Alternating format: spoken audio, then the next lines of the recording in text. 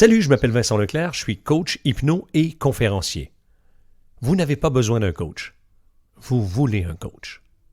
Aujourd'hui, on va parler motivation. Qu'est-ce que la motivation? Qu'est-ce que l'être humain dans la réussite? Chaque personne tend à s'améliorer dans tout ce qu'il fait. La nature humaine cherche toujours à progresser dans tout ce qu'elle accomplit. Si vous courez, par exemple, vous voulez courir plus vite. Si vous sautez, vous voulez sauter plus haut. Si vous réussissez, vous voulez réussir encore plus.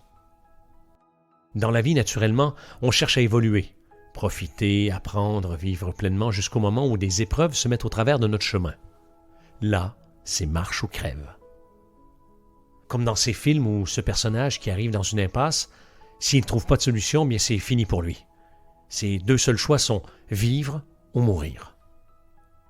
Parfois, il deviendra le super-héros qui ose et qui passe à l'action, avec une seule idée en tête, réussir, ou, à contrario, il se laissera tomber dans les abîmes pour mourir en emportant avec lui tout espoir de s'en sortir. Et vous, est-ce que vous êtes le héros de votre vie? Ou est-ce que vous laissez tomber parce que de toute façon, ça n'aurait jamais pu fonctionner? Attention ici qu'on soit clair, entre vous et moi, je ne porterai jamais aucun jugement sur chacune des décisions que vous posez. Pourquoi? Parce que ce sont vos décisions. Et aussi parce qu'il y a des moments dans la vie dans lesquels c'est tout à fait normal de se dire « c'est bon, j'ai fait, j'ai eu, j'ai vu, maintenant il faut que ça s'arrête ».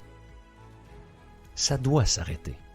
Là, maintenant, parce que je n'ai plus envie, je n'ai plus besoin ou encore mieux, arrêter devient un mal nécessaire pour passer à autre chose.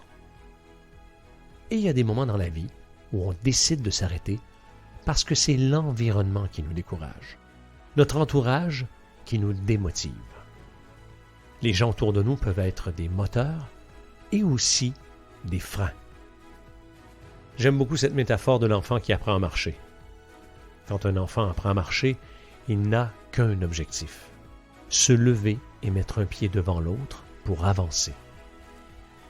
L'objectif est clair et précis, marcher pour se déplacer, avancer. Et vous, dans votre vie? Dans chacun des défis que vous relevez, vous êtes cet enfant qui apprend à marcher. Oui, vous êtes comme lui par terre, vous cherchez comment vous lever et démarrer votre projet, votre aventure. Et avec une idée en tête, vous vous mettez en quête de solutions et de réussite. Un enfant commencera par chercher des appuis pour se lever, des supports, des moyens pour démarrer sa quête. Il va trébucher, il va piétiner, il va tomber, il va se faire mal, parfois très très très mal. Malgré tous ces échecs, cet enfant, il va continuer à chercher cet équilibre.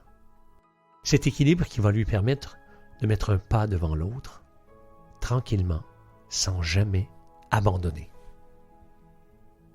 Après des dizaines, des centaines, voire des milliers d'échecs et de chutes, il obtiendra des centaines, des dizaines et des milliers de réussites, de micro-réussites. Tout ça compilé pour construire sa confiance en lui, pour continuer son apprentissage. Chaque jour, chaque instant est rempli de micro-réussites. Par exemple, quand vous vous levez le matin, quand vous vous habillez, quand vous marchez, quand vous mangez, quand vous pensez, quand vous écrivez, quand vous cuisinez, tout est réussite. Sinon, vous seriez mort. La vie n'existerait pas. Si chaque être humain prenait le temps de conscientiser chaque réussite vécue dans une journée, et se féliciter de ce qu'il accomplit, au lieu de se dire « j'ai pas le temps, je suis dans le jus, je suis sous l'eau, je manque de moyens, de ressources, j'en ai pas assez ». Il pourrait, ou plutôt vous pourriez simplement vous rendre compte que la vie est à la base une somme de réussites. Ça démarre par un spermatozoïde qui réussit à féconder un ovule. Une vie est née, la vôtre. Revenons à cet enfant qui apprend à marcher. J'ai une question pour vous et soyez attentifs. Combien de temps donneriez-vous à un enfant qui apprend à marcher avant de lui dire Peux-tu arrêter d'essayer? Tu vois que c'est trop difficile, donc je te propose d'arrêter. Comme ça, tu vas arrêter de dépenser de l'énergie inutilement. Pourquoi? Pour marcher. Est-ce que c'est vraiment nécessaire? Soyez honnête avec vous-même et j'espère sincèrement que votre réponse est jamais. Jamais vous n'oseriez dire une telle chose à un enfant qui apprend à marcher. Et ce que je trouve intéressant dans cette métaphore, c'est qu'un enfant qui apprend à marcher sera toujours encouragé par son environnement, ses proches, sa famille. Toujours le mot positif, toujours le réconfort, toujours l'encouragement qui permet de pouvoir se mettre en marche et aller encore plus loin. Rappelez-vous la dernière fois que vous avez regardé un enfant qui apprenait à marcher. Rappelez-vous comment agissaient les personnes autour de lui. Quelles étaient vos pensées? Quelles étaient vos réactions? Imaginez-vous maintenant à la place de cet enfant, imaginez cette énergie positive qui porte cet enfant vers le succès. Je suis convaincu que vous pouvez imaginer cette énergie et même, en ce moment même, la ressentir. Quand on revient à la réalité, on s'aperçoit du paradoxe du monde des ados et des adultes. Quel est l'environnement dans lequel vous développez vos projets actuellement? Comment se comportent les personnes autour de vous quand vous parlez de vos idées, de vos rêves, de vos objectifs, de vos envies, de vos désirs? Parfois, ça peut créer l'émulation, ça déclenche des sourires, de l'engouement même, des gens intéressés. Parfois, cet environnement, cet entourage, nous limite, nous démotive, nous remet à notre place. Parce que c'est pas normal d'investir autant d'énergie dans un projet. C'est pas bien de perdre son temps dans des idées farfelues. Et vous, avez-vous déjà eu ce type de pensée vis-à-vis d'un proche, un collègue, un membre de votre famille? Je vous pose alors cette question. Est-ce qu'on perd vraiment? Ma réponse, mon leitmotiv est ceci. Chaque action posée permet de gagner. Chaque pas que vous posez, même ceux qui sont de travers, vont vous faire progresser et vous permettre d'avancer. Parfois, certes, ça fait mal. On a l'impression de faire du surplace ou pire, de reculer. Vous avez déjà entendu quelqu'un qui disait « J'ai l'impression de faire un pas en avant et 3 pas en arrière. » Ce à quoi je réponds, il est parfois nécessaire de reculer pour mieux sauter. Certains détracteurs vous regardent et disent « Je ne comprends pas pourquoi tu fais ça. » Ce type de réaction, quand vous y pensez, est complètement normal. Oui, parce que c'est votre idée. Ces personnes ne peuvent pas comprendre, ne peuvent pas savoir pourquoi vous mettez tant d'énergie, pourquoi vous faites tant d'actions dans cette direction. Parce que cela vous appartient. Ils ont le droit de donner une opinion en relation avec leur façon de penser, mais cela ne remet pas en cause le fait que c'est votre projet, vos idées, vos envies, et que c'est vous et vous seul qui allez investir de l'énergie, pas eux. Par exemple, moi, jusqu'à récemment, je n'avais pas de podcast. Et pour être honnête avec vous, ça m'a pris un certain temps avant de me lancer. Malgré le fait que je sois quelqu'un de très motivé, orienté solution, qui a toutes les compétences techniques, le matériel, que j'ai la matière. Bref, j'ai tout ce qu'il faut, même plus. J'ai trouvé toutes les raisons du monde pour éviter de me lancer dans l'aventure. Je me disais, premièrement, il y a déjà énormément de monde sur le marché. Ça va me prendre du temps que je n'ai pas. Puis je me posais des questions comme, est-ce qu'il y a des gens qui vont vouloir m'écouter, m'entendre? Est-ce qu'il y a des gens qui vont adhérer à mon message? Est-ce que je suis assez bon pour y arriver? C'est certain qu'avec des questions comme ça, c'est facile de rebrousser chemin.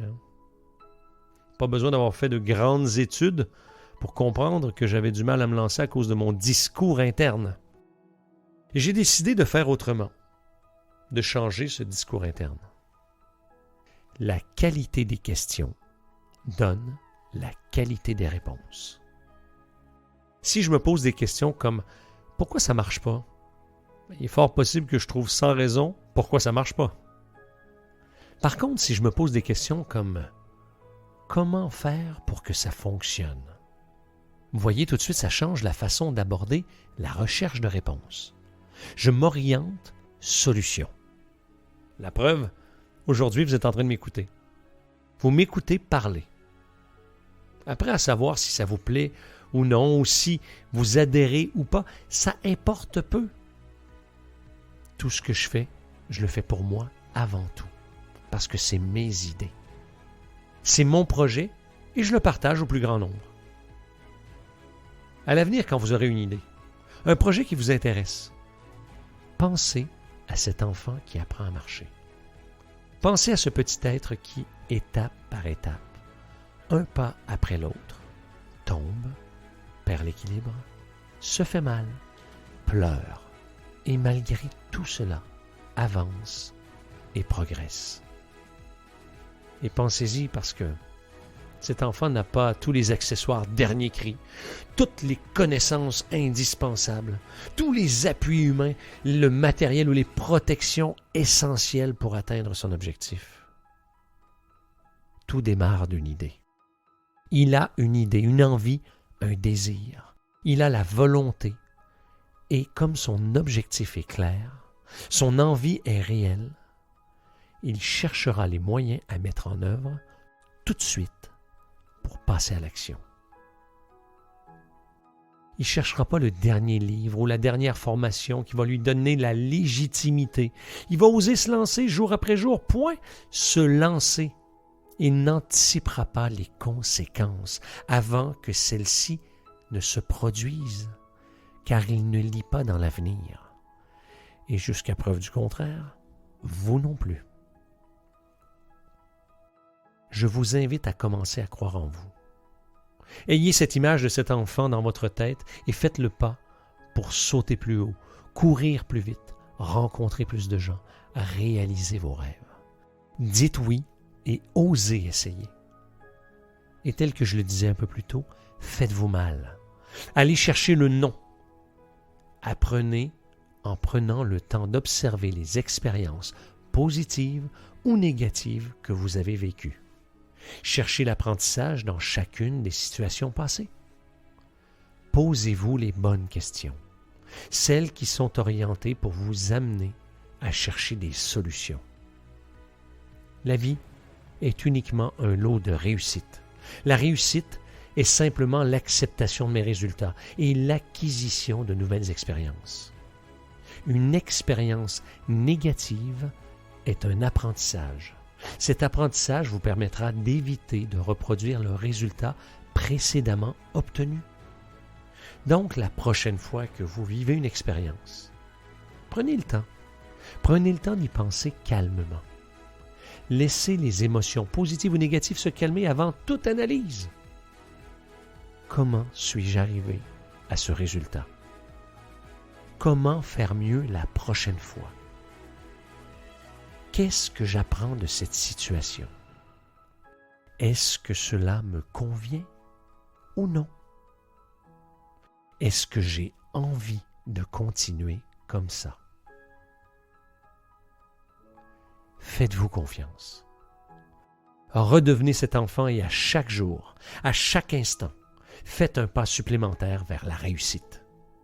Tombez, sautez, criez, avancez, rêvez. Je m'appelle Vincent Leclerc, je suis coach hypno-conférencier. Vous n'avez absolument pas besoin d'un coach. Vous voulez un coach. Vivez grand.